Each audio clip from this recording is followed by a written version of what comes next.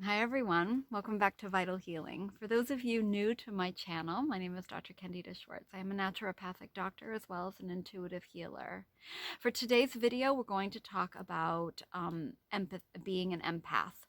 And these are some things that I think every empath should know and understand about themselves. This is also really valuable information if you have a loved one that's an empath. It's a really great way to help support them and understand what's going on with them. Um, so we're going to start by talking about neurologically what's going on for those of us that are empaths. And then I'm going to give 5 key points that I think are really important to consider and explore with your empathic tendencies. And then if you wait until the end, I'm going to do a really great short meditation that you can just kind of start incorporating into your life, especially when you're having a triggering moment. Um, so yeah. Um, so why don't we just start? Oh, another thing that I just wanted to talk about really quickly is that I am going to link a video for a much longer video that is about being an empath, as well as having a much longer meditation and another like kind of ritual, a boundary protection ritual that you can do for yourself using essential oils. So I will link that below. All right, so the first thing that I want to talk about, because I think it's really fascinating, is mirror neurons.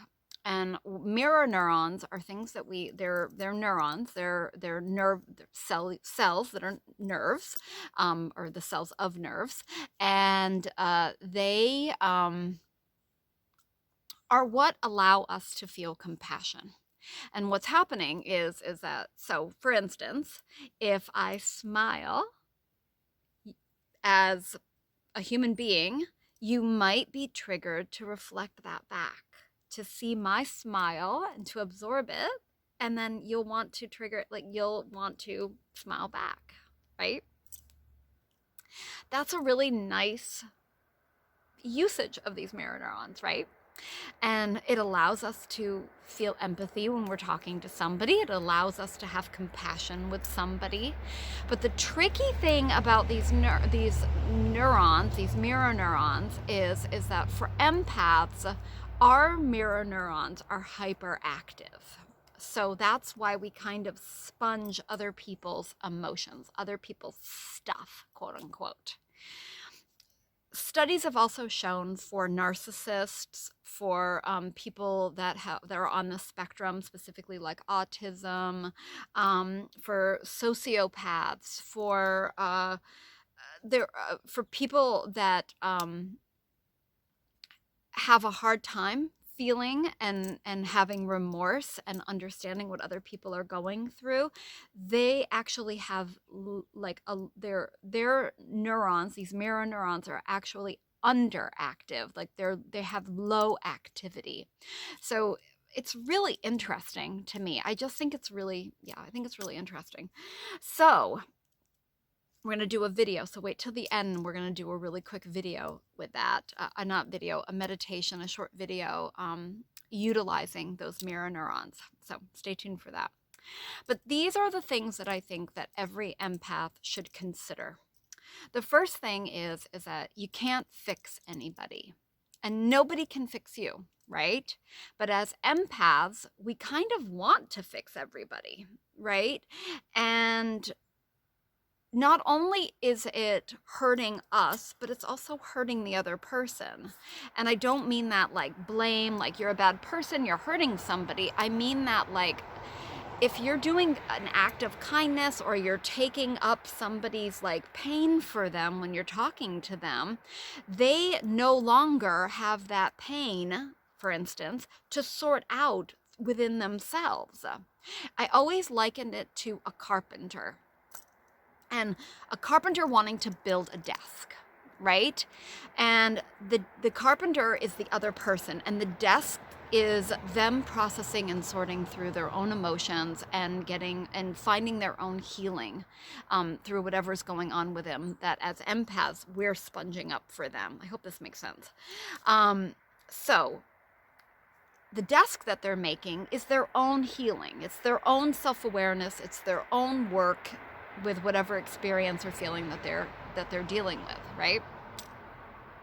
So if me as an empath, which I am an empath and I've struggled with for all of my life, I had to learn that if that person needs to deal with their own stuff, they need to build their own desk. And if I've taken their wood and their nails and their saw and all of their tools, all of their different emotions or feelings or experiences that they're going through, if I absorb it and I sponge it, then they don't have to do their work. You're actually enabling more pain for them, because eventually they're going to have to deal with it. So it doesn't behoove me to take on somebody else's pain, and it doesn't behoove them. I hope that makes sense. The second thing that I wanted to talk about is that when we sponge, I feel like empaths in general, they tend to sponge around their heart, around their diaphragm, all the way down to the base of their pelvis. So kind of their solar plexus chakra, their third chakra, and their second chakra, their sacrum. I find that that's where we hold a lot of people's stuff, especially in practice. I've noticed that with a lot of my clients and patients. So if I'm sponging up other people's stuff, it's going to affect my gut. It could affect my heart, my emotions. I could randomly feel sad out of the blue.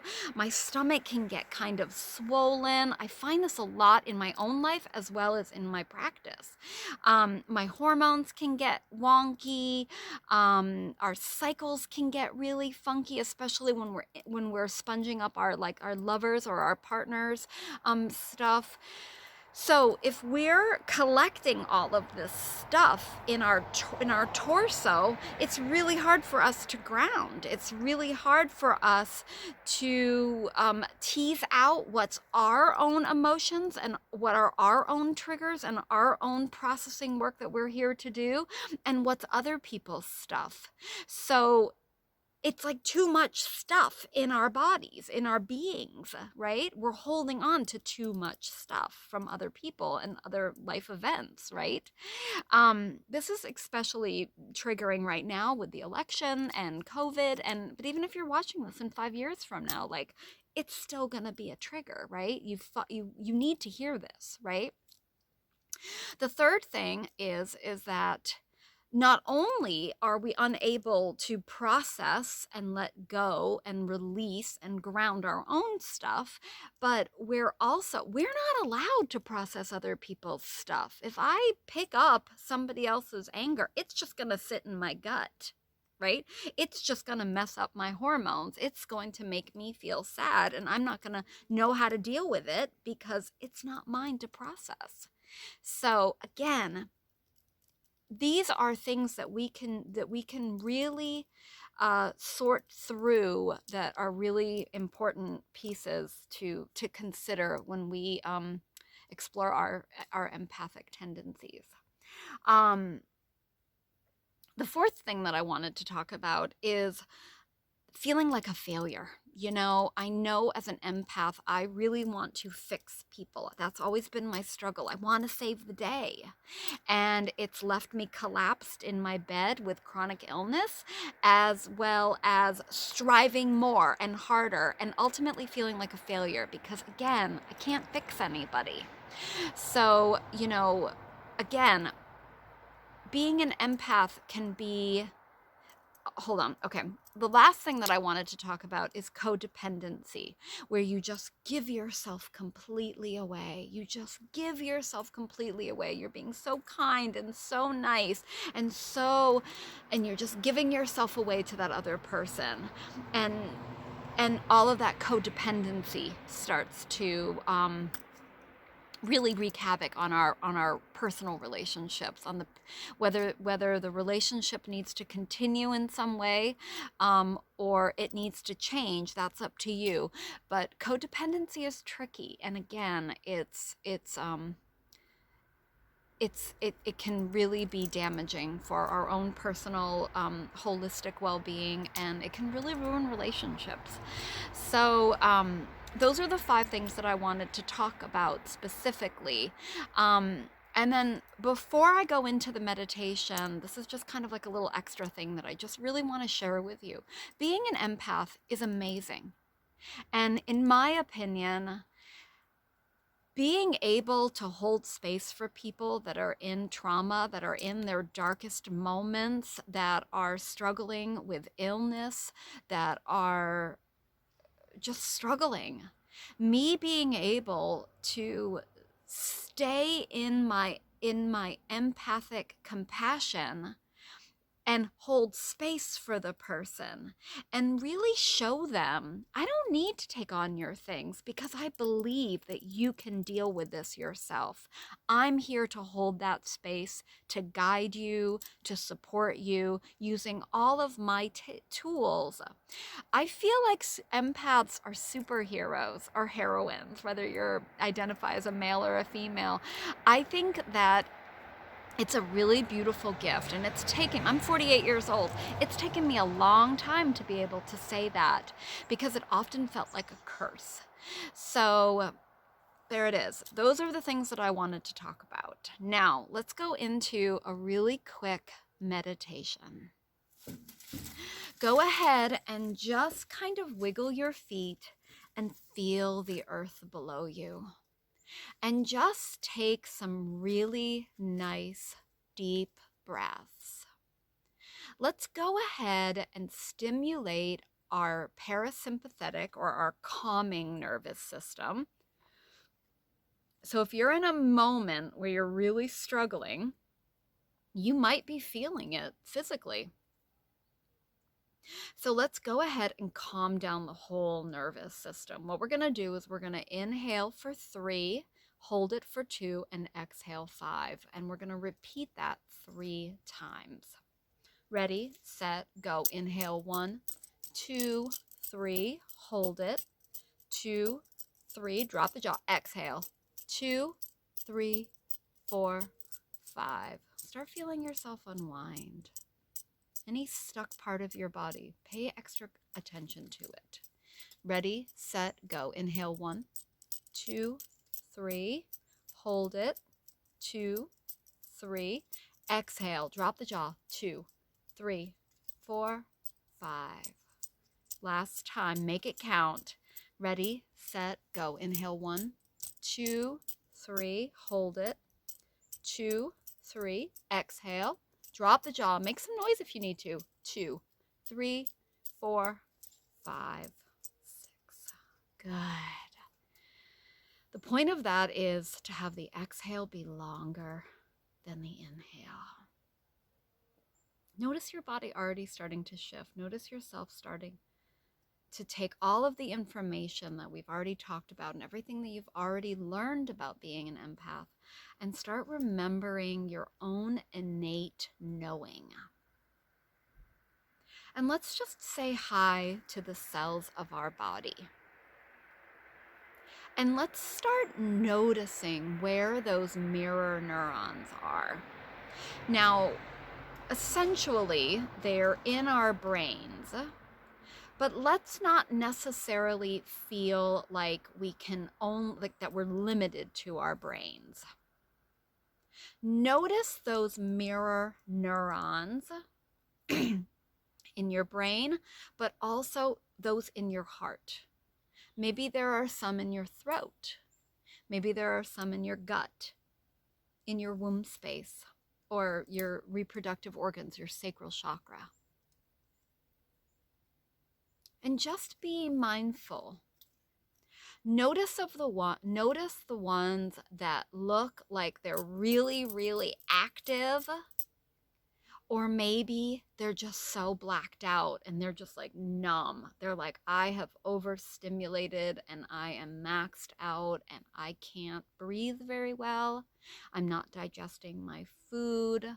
I'm suffering with chronic illness in some way, somewhere in my body. I've suddenly developed, bronchitis, or I'm having some kind of a physical, mental, emotional, or spiritual kind of come undone. Because these neurons need to be reset. And then I'm going to ask the goddess Ishtar, she is the goddess of boundaries, to come through at our crown with the goddess Coventina. She's the goddess of purification. And what they're doing is they're holding this beautiful glass bowl. I think some of us are going to have different colored glass bowls. Maybe some of them are clear. I'll let you decide.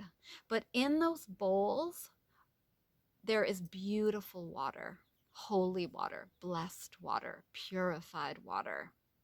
And let's open up spirit, the cosmos, the planets, the sun, the moon, your higher self, your God, your divine, your spirit, whoever, whatever you believe in, your guardian angels, however you identify in that higher vibrational realm, to shine beautiful light and bless that bottle, that bowl of water.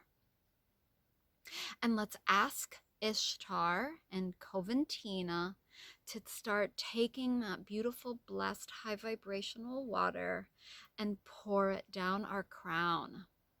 And just notice the rebalancing, the resetting, the purification, the clearing that's naturally happening through our body, minds, and spirit. The Archangel Michael is also coming through, and he's there with a bag. And he's saying, if you're holding somebody else's stuff, whether you know about it, you're conscious about it, you have an unconscious awareness, a subconscious awareness, whatever it is, notice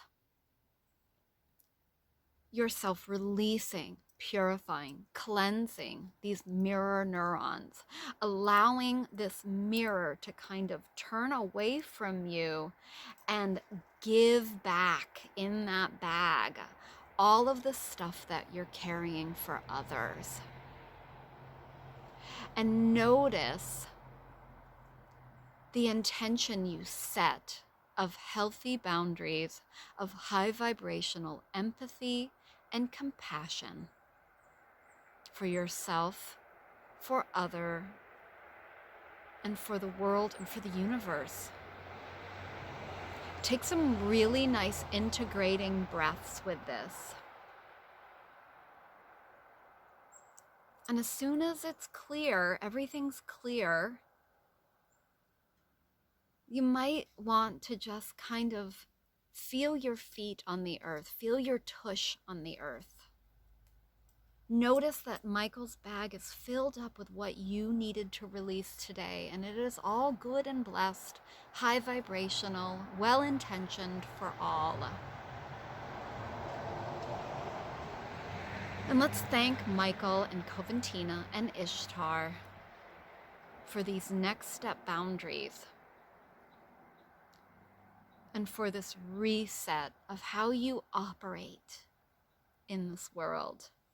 And then let's open up your heart and spin a message of freedom, owning who you are completely, unapologetically, and using those superpowers for good, starting within yourself. Take a really nice deep breath as we integrate and feel so much gratitude for ourselves, for these high vibrational spirits, and for each other, because we're all raising the vibration within ourselves. And by doing so, we're helping all. Thank you so much for being here with me today. And we'll see you next time. Take really great care of yourself. Thank you.